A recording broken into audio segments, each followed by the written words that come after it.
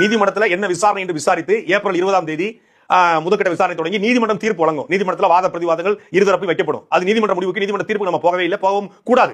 சங்கீதா அவர்களே மிக தெளிவாக அந்த அஃபிடவிட் சொல்றாங்க, எங்களுடைய தனிப்பட்ட வாழ்க்கை குறித்து நான் எதனால விவாதத்தை வாங்குறேன், எங்க 2 பேருக்கான பர்சனல் குறித்து யூடியூப்லயோ மெயின் ஸ்ட்ரீம் மீடியாக்கள்லயோ சோசியல் மீடியாக்கள்லயோ பேசுவதை கூடாது என்று அஃபிடவிட்ல அதையும் சேர்த்திருக்காங்க. அதனால அந்த பர்சனலுக்குள்ள நம்ம எப்பவுமே போகக்கூடாது. ஆனா அதை சாக்காக வைத்துக்கொண்டு சங்கீதா அவர்களுடைய கேரக்டர் குறித்து அவங்க யாரோ இயக்குறாங்க, யாரோ பணம் கொடுத்துட்டாங்க அப்படிலாம் ஒன்று தேவையே கிடையாது. எனக்கு சங்கீதா அவருடைய குடும்பம் குறித்து தெரியும்.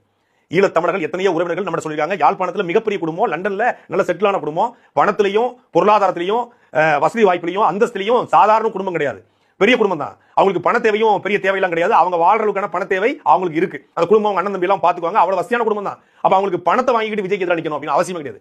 இவ்வளவு பெரிய புகழ் கொண்ட ஒரு நடிகன், இவ்வளவு பெரிய ரசிகர்கள் கூட்டம் கொண்டாடக்கூடிய ஒரு நடிகன், அவருக்காக சாகரன்னு சொல்லக்கூடிய ரசிகர்கள் கூடிய நடிகனை எந்த மனைவியாவது இருப்பாங்களா?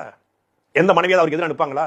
முதலமைச்சர் கனவுல இருக்க ஒருத்தர் நாளைக்கு அவர் முதலமைச்சர் ஆயிட்டாருன்னா அவங்க முதலமைச்சர் மனைவி அப்படிப்பட்ட ஒருத்தவங்க எதிர்ப்பாங்களா? அப்ப அதை தாண்டி காரணங்கள் இருக்கு. அதை நீதிமன்றம் பார்த்துக்கொள்ளும்.